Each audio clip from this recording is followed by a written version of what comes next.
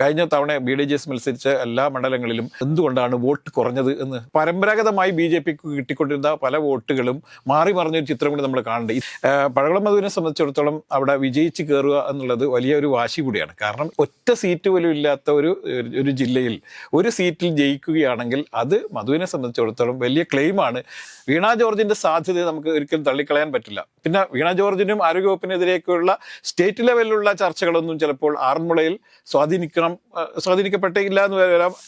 അവിടെ കുമ്മനം പിടിക്കുന്ന വോട്ട് ആരുടെ വോട്ടായിരിക്കും, അല്ലെങ്കിൽ കുമ്മനത്തിൻ്റെ ഈ ശക്തമായ അവിടുത്തെ സാന്നിധ്യം ഏത് മുന്നണിയാണ് ബാധിക്കുക എന്നുള്ളതും ചർച്ച ചെയ്യപ്പെടേണ്ടതുണ്ട്. രാജേഷ് നമസ്കാരം. നമ്മൾ കഴിഞ്ഞ ദിവസം ചർച്ച ചെയ്തു പോയ 2 മണ്ഡലങ്ങൾ തന്നെയാണ് ഈ തിരുവല്ലയും റാന്നിയും ഒക്കെ. പക്ഷേ ഇപ്പോൾ ഏറ്റവും പുതിയതായിട്ട് നമുക്കറിയാൻ വേണ്ടി സാധിക്കുന്ന ഒരു വിവരം എന്താണ് എന്ന് ചോദിച്ചു കഴിഞ്ഞാൽ, തിരുവല്ലയിൽ മത്സരം BJPയും LDFും തമ്മിൽ എന്നുള്ള രീതിയിലേക്ക് മാറിയിരിക്കുന്നു. അതോടൊപ്പം തന്നെ റാന്നിയിൽ അത് UDFും LDFും തമ്മിലുള്ള മത്സരമായിട്ട് മാറുന്നു. പക്ഷേ ഈ 2 സ്ഥലങ്ങളിലും ചില അത്ഭുതങ്ങൾ ഒരുപക്ഷെ സംഭവിച്ചേക്കാം എന്ന രീതിയിൽ പറയുന്നു.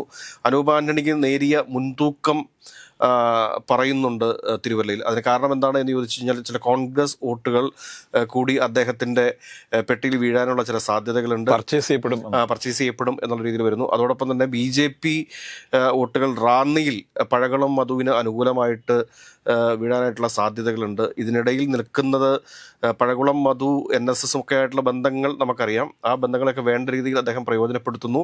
കേരള കോൺഗ്രസ് ജോസഫ് ഗ്രൂപ്പിൻ്റെ സ്ഥാനാർത്ഥിയായിട്ടുള്ള വർഗീസ് മാമനാണ് തിരുവല്ലയിൽ മത്സരിക്കുന്നത്. അദ്ദേഹത്തിനെതിരെ അദ്ദേഹത്തിൻ്റെ പാർട്ടിക്കകത്തുനിന്ന് തന്നെ എതിർപ്പുകളുണ്ട്. കാരണം ആ മണ്ഡലം ജോസഫ് പുതുശ്ശേരിക്ക് ലഭിക്കേണ്ടിയിരുന്ന മണ്ഡലമാണ്. ആ മണ്ഡലത്തിലാണ് വർഗീസ് മാമന് സീറ്റ് കൊടുത്തിട്ടുള്ളത്. അവിടെയും ഒരു ഡീലിൽ വിവാദം ഉയർന്നു വന്നിട്ടുണ്ട്. അദ്ദേഹം UDFിൻ്റെ ജില്ലാ കൺവീനറൊക്കെയാണ്. പക്ഷെങ്കിലും ജോസഫ് പുതുശ്ശേരിക്ക് അർഹതപ്പെട്ട സീറ്റ് ഇദ്ദേഹം ഒരു ഡീലിലൂടെ കരസ്ഥമാക്കി എന്നുള്ള രീതിയിലുള്ള ആക്ഷേപങ്ങളൊക്കെ നിൽക്കുന്ന സമയത്താണ് ഏറ്റവും വിശ്വസനീയമായ കേന്ദ്രങ്ങളിൽ നിന്ന് നമുക്ക് അറിയാൻ വേണ്ടിയിട്ട് സാധിച്ചിട്ടുള്ളത് തിരുവല്ലയിലെ മത്സരം BJPയും LDFും തമ്മിലാണ് എന്നുള്ളത്.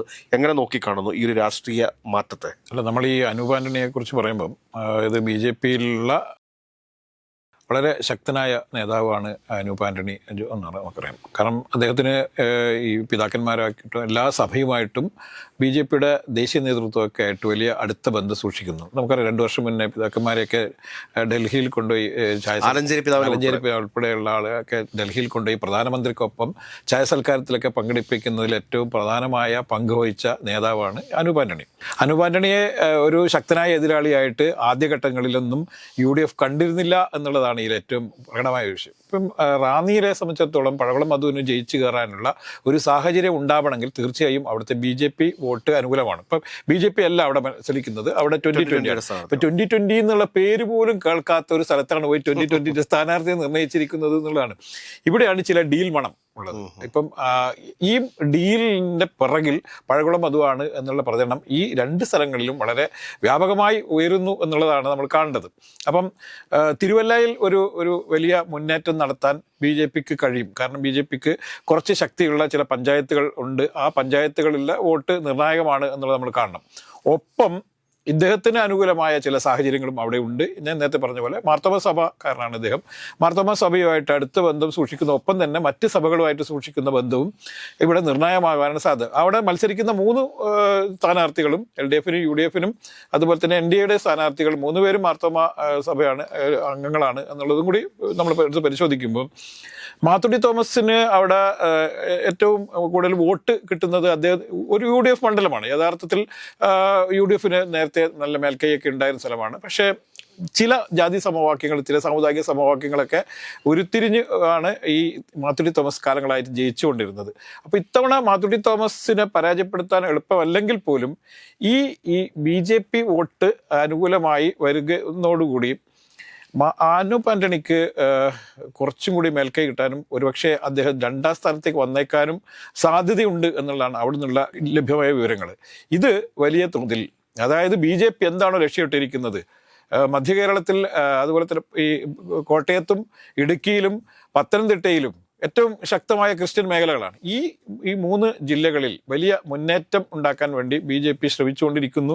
അതിൻ്റെ ഭാഗം കൂടിയാണ് അനൂപ് ആന്റണിയെ സ്ഥാനാർത്ഥിയാക്കിയത്. അതുകൊണ്ട് BJPക്ക് അനുകൂലമായ ഒരു സാഹചര്യം ഉണ്ടാക്കിയെടുക്കാൻ വേണ്ടി പഴകുളം മധു വലിയ രീതിയിൽ ഇവരെ സഹായിക്കുന്നു. മറിച്ച് അദ്ദേഹത്തിനെ ഈ റാന്നിയിൽ തിരിച്ചും സഹായിക്കുന്നു എന്നുള്ളതാണ് ഇപ്പോൾ പുറത്തു വരുന്ന ചില വാർത്തകൾ. അപ്പോൾ ഇത് എത്രത്തോളം യാഥാർത്ഥ്യമുണ്ടെന്ന് നമുക്കറിയാൻ കഴിയില്ല. കാരണം ഈ ഡീൽ എന്ന് പറയുന്നത് എപ്പോഴും രഹസ്യ ഡീലാണ്. പഴകുളം മധുവിനെ സംബന്ധിച്ച് പഴകുളം മധു എപ്പോഴും ഒരു ഡീലിന്റെ ആളാണ്. കാരണം ഇദ്ദേഹത്തിനെതിരെ കഴിഞ്ഞ UDF സർക്കാരിന്റെ കാലത്ത് ടൂർ ഫണ്ടുമായിട്ട് ബന്ധപ്പെട്ടിട്ടുള്ള വലിയ അഴിമതികൾ ആരോപണങ്ങളൊക്കെ ഉയർന്നു വന്നിരുന്നു. കാരണം ലക്ഷക്കണക്കിന് രൂപ പല ആളുകളിൽ നിന്നായിട്ട് ഫ്രാഞ്ചൈസിയുടെ പേരിൽ പിരിച്ചെടുക്കുകയും അതിന്റെ പേരിലൊക്കെ ഒരുപാട് കേസുകളൊക്കെ ഫേസ് ചെയ്യേണ്ടി വന്നിട്ടുള്ള ഒരു വ്യക്തിയാണ് ഈ പഴകുളം മധു. അത് ഇദ്ദേഹത്തിന് ഗ്രൂപ്പ് സമവായത്തിന്റെ പേരിൽ മാത്രം കിട്ടിയിരിക്കുന്ന ഒരു സീറ്റാണ് റാന്നി സീറ്റ് എന്ന് പറയുന്നത്. അതല്ലെങ്കിൽ ആരോമൽ എന്ന് പറയുന്ന ആരോമൽ, എനിക്ക് ആളുടെ പേര് കൃത്യമായിട്ട് അറിയത്തില്ല, അല്ലെങ്കിൽ റിങ്കു ചെറിയനെ പോലെയുള്ള ആളുകളൊക്കെ അവിടെ സ്ഥാനാർത്ഥിയായിരുന്നെങ്കിൽ റാന്നിയിൽ കുറച്ചുകൂടി കനത്ത മത്സരമായിരുന്നത്. അപ്പം പഴകുളം മധു കഴിഞ്ഞ 1 വർഷമായിട്ട് റാന്നി സീറ്റിനെ ലക്ഷ്യം വെച്ചുകൊണ്ട് തന്നെ ഈ ഒരു ഡീൽ ഉറപ്പിച്ചിട്ടുണ്ട് എന്നുള്ള കാര്യത്തിൽ സംശയമൊന്നും വേണ്ട. അതുകൊണ്ട് തന്നെയാണ് പഴകുളം മധു ഇപ്പോൾ അവിടെ സ്ഥാനാർത്ഥിയായിട്ട് വന്നിരിക്കുന്നത്. NSSുമായിട്ടുള്ള അദ്ദേഹത്തിൻ്റെ ബന്ധം കൃത്യമായിട്ട് ഇവിടെ ഉപയോഗപ്പെടുത്തും. BJPയുടെ വോട്ടുകൾ അദ്ദേഹം വാങ്ങിച്ചെടുക്കും. അതിനു വേണ്ടിയിട്ട് പഴകുളം മധു തന്നെ നിശ്ചയിച്ചിട്ടാണ് അവിടെ 2020 ആ സീറ്റ് കൊടുത്തിരിക്കുന്നത് എന്നുകൂടി അറിയുമ്പോഴത്തേക്കാണ് ഇതിൻ്റെ ഒരു എല്ലാവരും പറയും മറ്റേ CPM BJP ഡീലാണെന്ന് പറയുന്ന സമയത്ത് ശരിക്ക് കോൺഗ്രസ് BJP ഡീലാണ് പല സ്ഥലങ്ങളിലും നമുക്കിപ്പോൾ കാണാൻ വേണ്ടിയിട്ട് സാധിക്കുന്നത്. അതെ, നമ്മൾ ഈ എടുത്ത് പരിശോധിക്കുമ്പോൾ പത്തനംതിട്ടേൻ്റെ ഒരു പ്രത്യേകത എന്ന് പറയുന്നത് ഇത്തവണ ഇക്കഴിഞ്ഞ തെരഞ്ഞെടുപ്പിൽ 5 സീറ്റും തൂത്തുവാരിക്കൊണ്ട് LDF തൂത്തുവാരിയാണ്.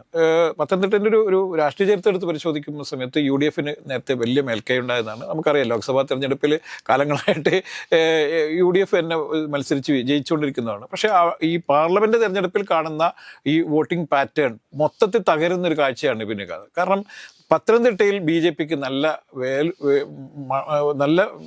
വേരോട്ടമുള്ള ഒരു പ്രദേശമാണ്. അപ്പം ഇവിടെയുള്ള വോട്ടുകൾ കൃത്യമായി ഓരോ തരത്തിലേക്ക് ചാനലൈസ് ചെയ്യപ്പെട്ടാൽ പലർക്കും ഇത്തവണ കരകയറാൻ പറ്റും എന്നുള്ളൊരു കൃത്യമായ കാഴ്ച പഴകുളം മധു നേരത്തെ തന്നെ കണ്ടിട്ടുണ്ട്. അതിനനുസരിച്ചുള്ള ചില നീക്കുപോക്കുകളൊക്കെ ഈ പ്രദേശങ്ങളിലൊക്കെ നടത്തിയിട്ടുണ്ട് എന്നുള്ളത് തന്നെ നമ്മൾ കാണേണ്ടതുണ്ട്. കാരണം പഴകുളം മധുവിനെ സംബന്ധിച്ചിടത്തോളം അവിടെ വിജയിച്ച് കയറുക എന്നുള്ളത് വലിയൊരു വാശി കൂടിയാണ്. കാരണം ഒറ്റ സീറ്റ് പോലും ഇല്ലാത്ത ഒരു ജില്ലയിൽ ഒരു സീറ്റിൽ ജയിക്കുകയാണെങ്കിൽ അത് മധുവിനെ സംബന്ധിച്ചിടത്തോളം വലിയ ക്ലെയിമാണ്. UDF സർക്കാരൊക്കെ അധികാരത്തിൽ വരികയാണ്, തീർച്ചയായും മന്ത്രിസഭയിലേക്ക് വരെ ക്യാബിനറ്റ് അംഗമാകുന്നത് വരെ പരിഗണിക്കപ്പെടാവുന്ന ഒരു ആളായി മാറും. ഇതാണ് മധു ലക്ഷ്യമിടുന്നത്. അപ്പോൾ BJPയെ തിരുവല്ലയിൽ സഹായിക്കുകയും തിരിച്ച് അവിടെ BJP സ്ഥാനാർത്ഥി ഇല്ലാത്തത് കൊണ്ട് പഴകുളം മധുവിന് അനുകൂലമായൊരു നിലപാടിലേക്ക് BJP അംഗങ്ങൾ മാറുകയും ചെയ്താൽ രണ്ടുപേർക്കും ഗുണകരമാണ്. ഈ ഡീലിൽ രണ്ടുപേർക്കും വലിയ രീതിയിൽ രാഷ്ട്രീയമായി വലിയ നേട്ടം ഉണ്ടാവും എന്നുള്ളത്. തിരുവല്ലയെ സംബന്ധിച്ച് കോൺഗ്രസ് സ്ഥാനാർത്ഥി അല്ല അവിടെ മത്സരം അല്ല, അതുകൊണ്ട് തന്നെ അവിടെ കമ്മിറ്റ്മെന്റ് ഇല്ല. അതാ പറഞ്ഞത്, ഇവിടെ തിരുവല്ലയിൽ കോൺഗ്രസിന് അവരുടെ സ്ഥാനാർത്ഥിയല്ല. റാന്നിയിലാണെങ്കിൽ BJPക്ക് സ്ഥാനാർത്ഥിയില്ല, അവർ 2020 ആണ്. അപ്പം 2020ക്ക് വോട്ട് ചെയ്ത് 2020ൻ്റെ വോട്ട് ശതമാനം വർദ്ധിപ്പിക്കേണ്ട ഒരു ബാധ്യതയൊന്നും അടുത്ത BJPയെ സംബന്ധിച്ചിടത്തോളം ഇല്ല എന്നുള്ളത് കൊണ്ട് തന്നെ തീർച്ചയായും ഈ 2 സ്ഥലങ്ങളിലും അങ്ങോട്ടും ഇങ്ങോട്ടും സഹായിച്ചാൽ രണ്ടുപേർക്കും ഗുണകരമാണ് എന്നാണ്. അല്ല, അതുകൂടാണ്ട് റാന്നിയിലെ ഈ 2020യുടെ സ്ഥാനാർത്ഥി വന്ന ഉടനെ നടത്തിയ പ്രസ്താവന എന്താണെന്ന് വെച്ചാൽ ശബരിമല വിഷയം ഈ തെരഞ്ഞെടുപ്പിൽ തങ്ങൾ ചർച്ചയാക്കില്ല എന്ന് പറഞ്ഞു. പക്ഷെ കുമ്മനം രാജശേഖരൻ അപ്പം തന്നെ അത് തിരുത്തി പറഞ്ഞു എന്ന് വേണം പറയാനുണ്ട്. അല്ല, പക്ഷെ കുമ്മനത്തിൽ ഇടപെടാനുള്ള ശരിക്കും സ്പേസ് ഇല്ല. മുന്നണി എന്നുള്ള രീതിയിലൊക്കെ ഉള്ള സ്പേസ് അല്ലാതെ പാർട്ടി എന്നുള്ള സ്പേസ് ഇല്ല. യഥാർത്ഥത്തിൽ BJP അല്ല. നമുക്ക് ഒന്ന് ആലോചിച്ച് നോക്കാം. ഇപ്പം BDJS മത്സരിക്കുന്ന സ്ഥലങ്ങളിൽ കഴിഞ്ഞ തവണ BDJS മത്സരിച്ച എല്ലാ മണ്ഡലങ്ങളിലും എന്തുകൊണ്ട് വോട്ട് കുറഞ്ഞത് എന്ന് പരമ്പരാഗതമായി BJPക്ക് കിട്ടിക്കൊണ്ടിരുന്ന പല വോട്ടുകളും മാറി മറിഞ്ഞൊരു ചിത്രം കൂടി നമ്മൾ കാണുന്നുണ്ട്. ഇത്തവണ BDJS മത്സരിക്കുന്നുണ്ട്, അതുപോലെ തന്നെ 2020 മത്സരിക്കുന്നു. നമുക്ക് കാണാം, കഴിഞ്ഞ തവണ ഇക്കഴിഞ്ഞ പാർലമെന്റ് തെരഞ്ഞെടുപ്പിലും അതുപോലെ തന്നെ ഈ തദ്ദേശ സ്ഥാപനങ്ങളെക്കാളും തെരഞ്ഞെടുപ്പിലും BJP കിട്ടിയിരുന്ന വോട്ട് പാറ്റേണും അല്ലെങ്കിൽ വോട്ട് ശതമാനവും ഈ തവണ ഈ 2 പാർട്ടികൾ മത്സരിക്കുന്ന സ്ഥലങ്ങളിൽ കിട്ടില്ല എന്നുള്ളത്. അപ്പോൾ പഞ്ചായത്ത് ഈ തെരഞ്ഞെടുപ്പിന് ശേഷം, നമുക്കിപ്പോൾ നിയമസഭാ തെരഞ്ഞെടുപ്പിന് ശേഷം വോട്ടെണ്ണി കഴിഞ്ഞാൽ നമുക്ക് ഈ ചിത്രം വളരെ വ്യക്തമാകും. അപ്പോൾ ഈ ഡീൽ ഉണ്ടോ ഇല്ലയോ എന്നുള്ളത് നമ്മളിപ്പോൾ ഈ പറയുന്ന സമയത്ത് ചിലപ്പോൾ പറയാം അങ്ങനെ ഒരു ഡീലില്ല, അത് വളരെ ആരോപണം മാത്രമാണെന്നൊക്കെ പറയും. പക്ഷേ വോട്ടെണ്ണി കഴിയുമ്പോൾ നമുക്ക് മനസ്സിലാവും ഇത് കൃത്യമായി ഈ 2 സ്ഥലങ്ങളിലും ഡീൽ നടന്നിട്ടുണ്ട് എന്നുള്ളതും കറക്റ്റായിട്ടുള്ള രാഷ്ട്രീയ നീക്കമാണ് ഇതിന്റെ പിന്നിൽ നടന്നതെന്നും നമുക്ക് പിന്നീട് മനസ്സിലാവും. ഈ കുമ്മനം രാജശേഖരനെ കൂടി നമ്മൾ ചർച്ച ചെയ്ത് പോകേണ്ടതുണ്ട്. കാരണം ആറന്മുള മണ്ഡലത്തിലും കുമ്മനം രാജശേഖരന് ശക്തമായിട്ടുള്ള ഒരു മത്സരം അവിടെ കാഴ്ചവെക്കുന്നുണ്ട് എന്നുള്ളതൊരു വസ്തുതയാണ്. അല്ല, ആറന്മുളയെ സംബന്ധിച്ചിടത്തോളം ഇപ്പൊ കുമ്മനം രാജശേഖരൻ എന്ന് പറയുന്നത് എല്ലാ ഓരോരോ വിഷയങ്ങളിൽ ഇടപെട്ടാണ് ഓരോ പ്രദേശത്തും അദ്ദേഹം അറിയപ്പെട്ടത്. ഇപ്പം നമുക്കറിയാം ഈ ആറന്മുളയിൽ നേരത്തെ എയർപോർട്ട് കൊണ്ടുവരാൻ വേണ്ടി തീരുമാനിക്കുന്നു. അപ്പോൾ എയർപോർട്ടും അവിടുത്തെ ഒരു ക്ഷേത്രവുമായി ബന്ധപ്പെട്ട് വലിയ വിവാദം ഉണ്ടായി. ക്ഷേത്രത്തിൽ അത് വലിയ ബുദ്ധിമുട്ടുണ്ടാക്കുന്ന രീതിയിലേക്ക് എയർപോർട്ടിൻ്റെ നിർമ്മാണം മാറുന്നു കണ്ടപ്പോൾ അവിടെ കൃത്യമായ അജണ്ടയുമായി ഇറങ്ങിയ നേതാവായിരുന്നു ഈ കുമ്മനം രാജശേഖരൻ. കുമ്മനം രാജശേഖരൻ്റെ നേതൃത്വത്തിൽ നടന്ന സമരമാണ് പിന്നീട് അത് വലിയ സമരമായി മാറുകയും പിന്നീട് ആറന്മുളയിൽ വയലുകളൊക്കെ നികത്തിക്കൊണ്ടുള്ള ഈ വെള്ളക്കെട്ടുകളൊക്കെ നികത്തിക്കൊണ്ടുള്ള ഒരു എയർപോർട്ട് നിർമ്മാണം പിന്നീട് ഇല്ല, എയർപോർട്ട് അവിടെ സ്ഥാപിക്കുന്നില്ല എന്നുള്ള തീരുമാനത്തിലേക്ക് വരെ സർക്കാരിനെ കൊണ്ട് എത്തിച്ചത് ഈ ഇദ്ദേഹത്തിൻ്റെ നേതൃത്വത്തിൽ നടന്ന സമരമാണ്. അപ്പോൾ അങ്ങനെ ഒരു സമരത്തിന് നേതൃത്വം കൊടുത്ത ഒരു നേതാവ് എന്നുള്ള നിലയിൽ പിന്നീട് കുമ്മനത്തിന് അവിടെ വലിയ സ്വീകാര്യത ഉണ്ടായിരുന്നു. ഈ സ്വീകാര്യത വോട്ടാക്കി മാറ്റാൻ പറ്റും എന്നുള്ള വ്യക്തമായ ആലോചനയുടെ പിന്നിലാണ് ഈ ആറന്മുളയിലേക്ക് കുമ്മനത്തെ കൊണ്ട് നിർത്താൻ വേണ്ടി BJP നേതൃത്വം തയ്യാറായത് നമ്മൾ കണ്ടിട്ടുണ്ട്. അപ്പം അവിടെ കുമ്മനം പിടിക്കുന്ന വോട്ട് ആരുടെ വോട്ടായിരിക്കും, അല്ലെങ്കിൽ കുമ്മനത്തിൻ്റെ ഈ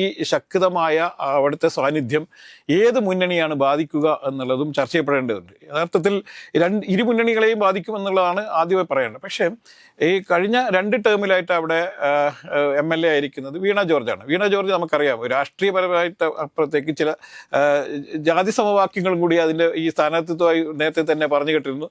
ആ സമുദായം വളരെ ശക്തമായി ഇപ്പോഴും വീണ ജോർജിൻ്റെ പുറകിൽ നിൽക്കുന്നു എന്ന് പറയുമ്പോൾ തന്നെ വീണ ജോർജിൻ്റെ സാധ്യത നമുക്ക് ഒരിക്കലും തള്ളിക്കളയാൻ പറ്റില്ല. പിന്നെ വീണ ജോർജിനും ആരോഗ്യവകുപ്പിനെതിരെയൊക്കെയുള്ള സ്റ്റേറ്റ് ലെവലിലുള്ള ചർച്ചകളൊന്നും ചിലപ്പോൾ ആറന്മുളയിൽ സ്വാധീനിക്കപ്പെട്ടില്ല എന്ന് വരാം. അല്ലെങ്കിൽ തന്നെ സ്ത്രീകൾക്കിടയിൽ അവർക്ക് ഈ പ്രദേശങ്ങളിൽ സ്ത്രീകൾക്കിടയിൽ അവർക്ക് ഇപ്പോഴും നല്ല പിന്തുണയുണ്ട് എന്നുള്ളത് കൊണ്ടും വീണ ജോർജിൻ്റെ വിജയസാധ്യത കുറച്ചും കൂടി വർദ്ധിക്കുന്നു എന്ന് തന്നെയാണ് നമ്മളിൽ കാണേണ്ടതുള്ളത്. അതുകൊണ്ട് വീണ ജോർജ് അവിടെ തോറ്റുപോകും എന്നുള്ളതല്ല. പക്ഷേ നമ്മൾ കാണേണ്ടത് അബിൻ വർക്കി എന്ന് പറയുന്ന സ്ഥാനാർത്ഥിയും ശക്തനാണ്. നേരത്തെ അവിടെ ഉണ്ടായ പോലുള്ള രാഷ്ട്രീയ ഒരു സാഹചര്യമല്ല, പ്രത്യേകിച്ചൊരു യുവാവായ അബിൻ വർക്കിക്ക് അനുകൂലമായ ഒരു വോട്ടിംഗ് പാറ്റേണും ഇല്ല എന്ന് നമുക്ക് പറയാൻ പറ്റില്ല. അതുകൊണ്ട് ആറന്മുളയിലെ മത്സരം യഥാർത്ഥത്തിൽ ശക്തമായ ത്രികോണ മത്സരമാണ് എന്നുകൊണ്ട് നമ്മൾ വിലയിരുത്തേണ്ടതുണ്ട്.